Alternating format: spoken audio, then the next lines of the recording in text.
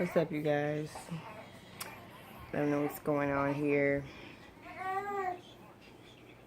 I cannot stand when I get acne like in this area because it hurts really bad and it's just there. It's so noticeable and so hard not to bother it because it hurts. Anywho, speaking of acne and like my face breaking out and stuff like that. Here, mama.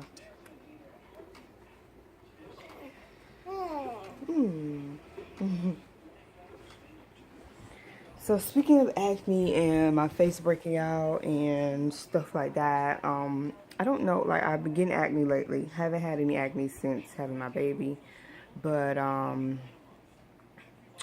I don't know if it's my birth control adjusting or whatever, if I have to be completely transparent, but we're gonna see. Maybe it's the way I've been eating, I don't know, but my face has been starting to break out. And usually I think that starts to happen when I feel like I've been kind of under a little stress the last 2 weeks. So that could be it. Like I was getting bumps here, here, like here. And I'm gonna look that up. Like, what does it mean when you get acne in certain places? I also woke up with like a swollen lymph node, I think they're called, which is, you get the little knots under your. So woke up in a little pain this morning. I don't know what's going on today. Just tired. I actually took a nap today. And I don't know. I think I'm just feeling the need to disconnect from a lot of things. And today, like last night, yesterday, I just felt a heaviness and no focus and no clarity. So this morning I made sure that, I told myself last night that I was gonna disconnect from social media for until I feel I want to get back on it, because honestly I've been feeling that push for a long time, and I think this whole election thing has really pushed me to that point. I'm like, okay, it's time to disconnect from social media for a while. I've been needing to do it, but the election sent it there. I just want being obedient to God, because I knew that I should have been fasting from social media. For how long, I don't know, but yeah, the election put it there. Just so much negativity and so much separation and no unity, and it's discouraging. And then plus having other issues going on around me in my environment, to just see the negativity with the election and stuff, like, it'll make you feel hopeless, and it'll make you feel like there's people just don't have faith in anything. And so I'm just disconnecting from social media, from negativity, bad food. I'm just gonna go on this. I need it anyway, because I need to just focus on taking care of myself, I guess. I just need to focus on taking care of myself for a few days, a few weeks, might turn to a few months. For the rest of this year, it's going to be the focus. Just taking care of myself, because with me nursing my daughter and having to just show up for myself, I have to do this. And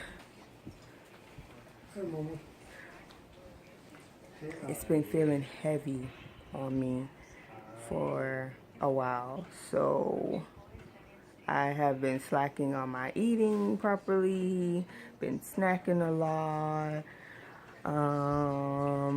Yep, I got a lot of things in my mind that I want to connect with while I'm disconnecting from other things, distractions.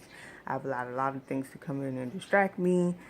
So I'm disconnecting to reconnect, unlearning to relearn, I guess. And I think it's going to be a good thing. I feel good about it. And I'm just ready to do this. I think you get to a point in your life when you feel like you just need something new and refreshing and a do-over and to start over. Hey to you too. Well, do it over then, right? That's what I say. And I'm sure many people feel like this in their life, but when you have obligations like being in a marriage and being a mother and trying to dedicate yourself to your personal things and what you want to do for yourself, it gets hard if you don't know how to keep it organized and focus on what's priority. That's what'll happen. So yeah, I'm disconnecting from a lot of things to reconnect. So I'm going to disconnect from social media. Just connecting more with God and working on me spiritually, and that's what I need in my life right now. Because I already told myself a lot of things I'm not going to carry over in 2017. And it's not a New Year's resolution or anything like that. It's just, I really feel that way. Like, I feel like I'm going through, it wouldn't be midlife, which I remember I did a blog post about going through a not midlife crisis. It's like they call it quarter life crisis, but at the time I forgot what I titled the blog post. But it's called quarter life crisis, and it was when I turned 25. So I've been feeling this way for a long time.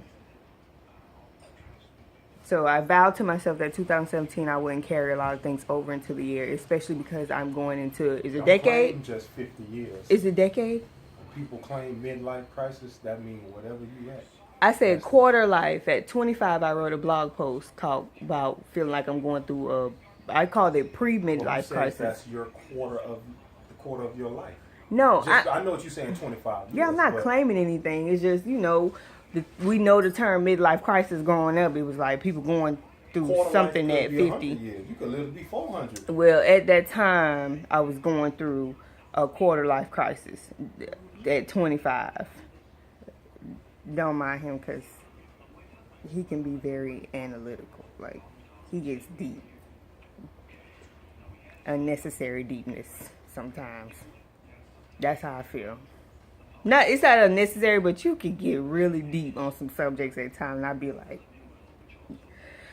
it's true. But you made me lose my thought. Okay, so I vowed to myself that I wasn't going to take anything into my decade?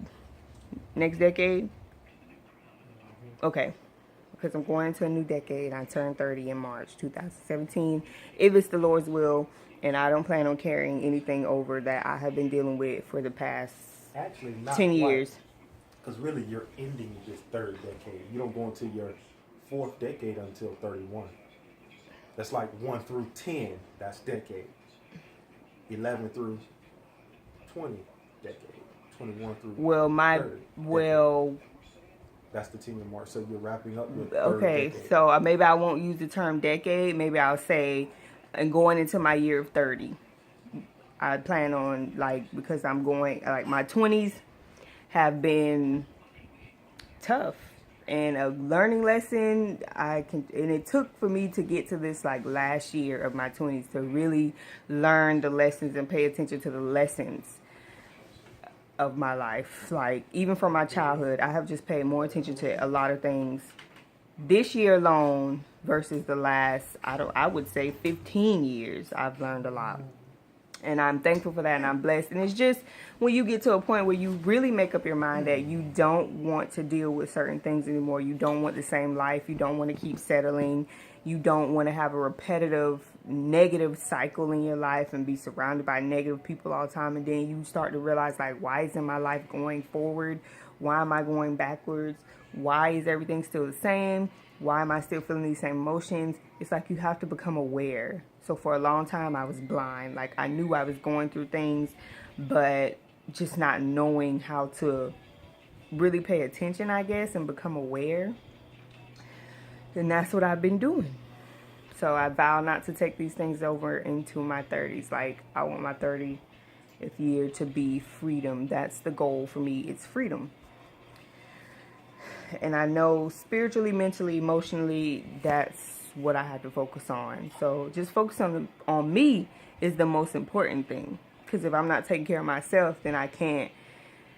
I'll say, if I'm not showing up for myself, which it's time to do that for my purpose and what I love to do and what makes me feel good and my passion and stuff like that, I can't be there for my kids or my husband or anything else if I'm not showing up for myself. So I have to take care of myself. And I'm learning to do that now. So I'm disconnecting to reconnect, unlearning to relearn.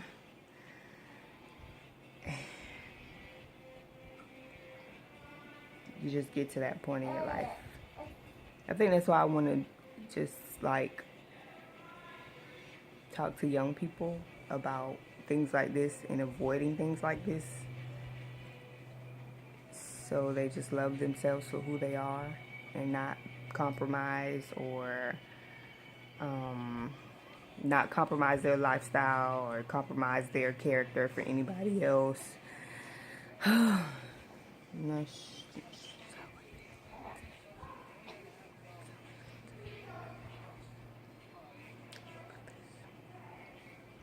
But I think that's about it for now. That's gonna be my not rant. I wouldn't say that I'm ranting. I'm like speaking life.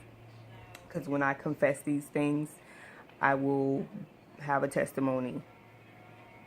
So I'm confessing and I'm aware and transparent. I'm exposing, because when you expose things in your life, you can fix them, I guess. So today is November, what's today? 11th? Today is November 11th. We're almost halfway through the month already. Next thing you know, it's going to be 2017. And we'll be putting Trump in office. Yep, January 20th. So next year we'll have a new president. And all you can do is pray. He met with him throughout the day. For your future, for your children's future. Just pray for the leaders of our nation. And in all reality, we need more leaders for our communities. We need more leaders, Christian leaders. We need somebody in the community to uplift and bring unity and not separation, because that's all that's been happening. All this protesting and stuff like that. That is my whole reason for wanting to just disconnect from social media. And whenever I feel God tells me it's time to get back on social media, then that's what I'll do, because it's been very distracting in my life. I was struggling with comparison, just looking at everybody else's life, questioning my life. It was just it had negative effects on me for a long time. I wasn't taking it in a more positive way than negative way. So social media has been affecting me negatively. So that's it. It's for my good. It's for my health. And when I come back, I'll be better than I am right now. And it's a journey. It's a journey.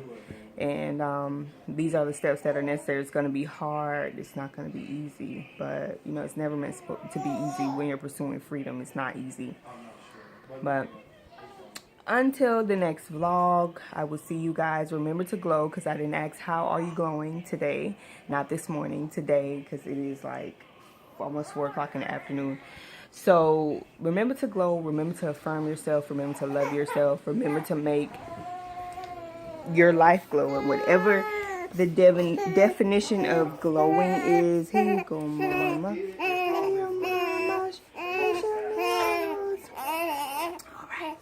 Whatever the definition of glowing is for you, you need to pursue that, especially as a mom. It is important that you do the things for you, for you. So until next time, we'll see you guys.